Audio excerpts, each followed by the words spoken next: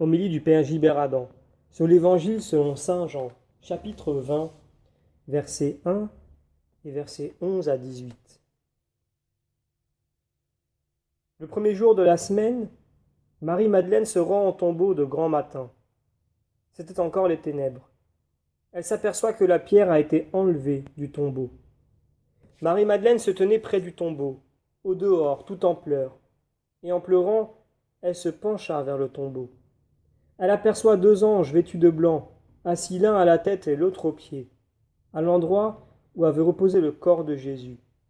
Ils lui demandent « Femme, pourquoi pleures-tu » Elle leur répond « On a enlevé mon Seigneur et je ne sais pas où on l'a déposé. » Au lendemain de la grande épreuve de la croix, Marie-Madeleine continue de chercher Jésus. Elle avait essayé de combler son cœur de toutes sortes de manières, et elle s'était trompée de chemin. Quand elle rencontre Jésus, il lui révèle le véritable amour. C'est ce que cherchait son cœur et qu'elle n'avait pas encore trouvé. Marie-Madeleine s'est attachée à Jésus de tout son être. Jésus est passé par la croix. Elle y est passée avec lui.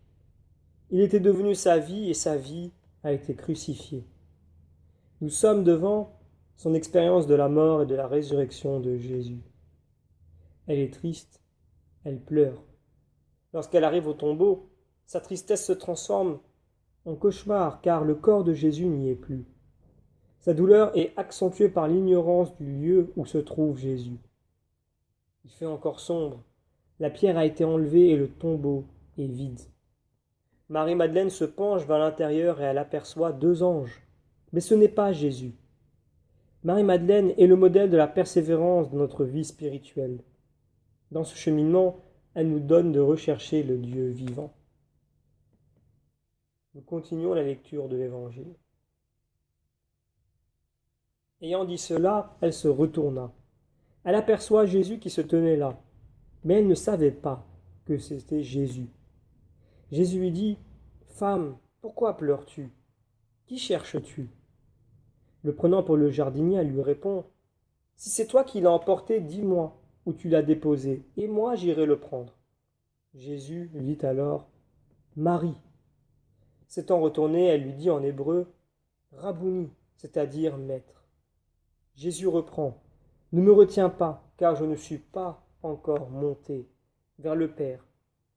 Va trouver mes frères pour leur dire que je monte vers mon Père et votre Père, vers mon Dieu et votre Dieu. »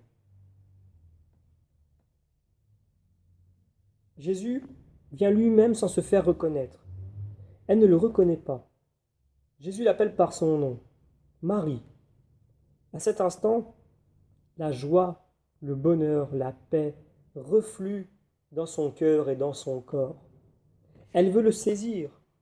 Une joie immense la comble et l'illumine. J'ai vu le Seigneur et voilà ce qu'il m'a dit. Avec les yeux et les oreilles de la foi, son cœur peut bondir de joie. Elle devient, après Marie, la mère de Jésus, le modèle de ceux qui cherchent Dieu. Entraîne-moi, nous courons, dit le Cantique des Cantiques. Dieu veut être le tout de notre vie. Il faudra progressivement que toutes les médiations s'effacent pour que nous nous trouvions face à face avec le Dieu vivant. Nous terminons la lecture de l'Évangile. Marie-Madeleine s'en va donc annoncer aux disciples « J'ai vu le Seigneur » et elle raconta ce qu'il lui avait dit. Alors se réveille l'ardeur du cœur de Marie-Madeleine, plus encore qu'elle était encore au premier jour. Après être passée par des nuits d'orage, par toutes sortes d'épreuves, elle est réveillée. Jésus est réaliste.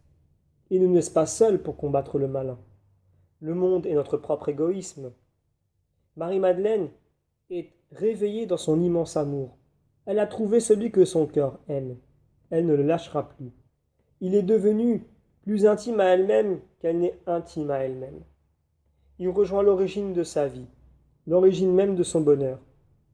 Elle en est devenue sa messagère. Mystère de notre humanité que Jésus a épousé. Cette humanité tissée dans le sein de Marie, a pris place à l'Ascension, au sein même de la Trinité sainte. Le Verbe de Dieu a assumé toute chair humaine. Jésus entraîne notre humanité vers le Père. Nous sommes en chemin. Nous demandons aujourd'hui la persévérance. Mystérieusement, dans l'humanité tissée dans le sein de Marie, Jésus est Dieu.